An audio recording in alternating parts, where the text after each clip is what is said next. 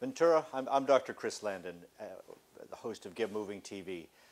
We've had a guest on our show, Tom Weaver, who is talking about bringing war memorial things to convalescent homes. And I asked him, gee, could I see what your collection? And he said, well, Chris, come on down to the man cave. So we've put out the bat signal, and Ventura, welcome to the man cave.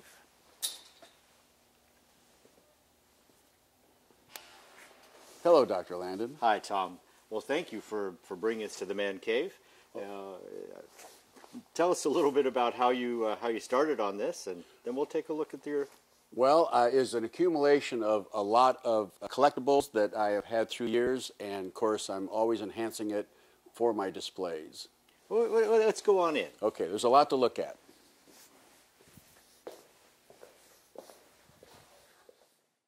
Tom, we seem to be into a different era. Everybody's a little bigger, or weapons are different. Yes, this is a Vietnam soldier, and he's done up in the green woodland.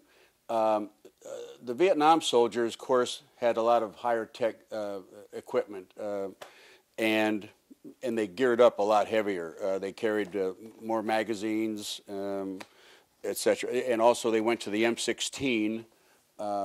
In the early part of Vietnam, they used the M14 and found that it wasn't working good in the jungle, and they went to the M16. The unfortunate thing about that weapon, when it was first developed, they found in several battles we lost many soldiers, because when they come to the battle scene, the casualties were on the ground with their rifles field stripped, so they were having problems getting them to shoot, and the enemy overran them. And that's when they then became with the forward assist, so that if the round didn't go through the chamber, you could push it through. And this, saved them. Most part, everybody hated the M16 in the early years. Now they developed it quite well, and it's a great weapon.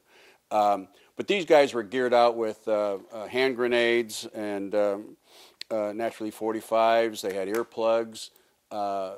Their helmets, of course, the steel pot, still the steel pot. What the soldiers there used to put graffiti on their helmet covers, and very Americana. The ace of spade to our enemy was kind of an insult, and the GIs would throw an ace of spade on one of the fallen enemy, and that would keep them from going to heaven. And so it was kind of to dishonor them. Everybody was doing mind games. One was, because of the climate being very damp, they had to keep our clips in these plastic bags. So they used this as propaganda to the North Vietnamese that, when it's translated, says that, come on back, come across the border, meet your, come back to your families. And they were hoping to recruit the people back from the north, back to the south. But Vietnam was a tough war. I lost my brother in that war. And I used to get a lot of letters from him telling his side of it. And actually, he was really impressed with the people to where he wanted to come back after the war as a civilian to the area. But they used the handy-talkies, walkie-talkie. This is how they communicated, at least good for 5 or 6 miles. And this is a little tripod, little tripod that would go on the end of this, so they could actually drop on the ground and use their weapon that way, cradled in that. So, but anyways, this is Vietnam era. Yeah. Tell me a little bit about, we have a lot of people, who are missing sons and daughters now. Oh, absolutely. How old were you when your brother passed on? Well, I guess a quick story on that is I tried to get into the service when I was younger, and my mother wouldn't sign at that time, and so I thought getting married would get me there quicker, and I found that it didn't because they didn't take married personnel.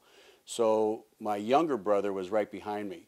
I did carry that guilt a while because I thought I was the one that should have been over there rather than my younger brother.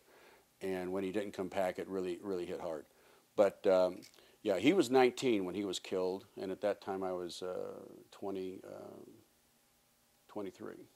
So yeah, I felt that the wrong one went because it should have been the older brother. But anyways, and it was just unfortunate. We were just starting to be great friends because being the younger brother, I used to have to drag him around with me. And then all of a sudden we get into that period of our car interest and hobby interest became the same, and we were getting really close. So it was a misfortune. But that's what war does. It's sometimes, unfortunately, necessary to keep us our freedom. And as you can see in my man cave, I am a flag waver. I enjoy our country and I respect our country a lot. But we have a lot here. I have a lot of entertainment as I look around, and I get to touch history often. Well, tell me more about this touching history. We talked a little bit on a previous show, but How that began was when I was young and my dad saw my interest in military. We'd go out. He'd take me to places, and every time I reached for something, he says, "Hold it, son. You're touching history. Respect it." I was able to keep that name. So we talked about just touching history. When you go to a convalescent home, you might do you bring these young men exactly. along? What I do is I bring some of my mannequin forms and sometimes the big guys if I have room there. And I find that with the old vets, especially in the dementia wards and Alzheimer wards, visual and touching things gives them their history back because they remember things. They may not really be into what's going around them that day, but when they come up and they touch a helmet or a simulated rifle or a piece of field gear, I've had conversations where they just strike up and they can tell me where they were, what they did, and what their rank, and then they'll go get plaques off their wall and say, "This is me," and their awards and medals that the family has done up for them. Which really makes me feel good that I can stimulate that memory and give their history back for maybe a short period, but they get it, Yeah, and it's a lot of fun. So they get to touch their own history. They get to touch their own history there, right? They can reflect on it, which is really, really nice. So, all right. Well, we're going to get moving on to the rest of this man cave. So come on, Tom. Let's take a look at some other things. There's a lot to look at. Well, Tom, we've all seen the movie Top Gun with Tom Cruise, and it's a great story, but this jacket seems to have a lot of stories attached to it, too. Yes, and this is the real thing.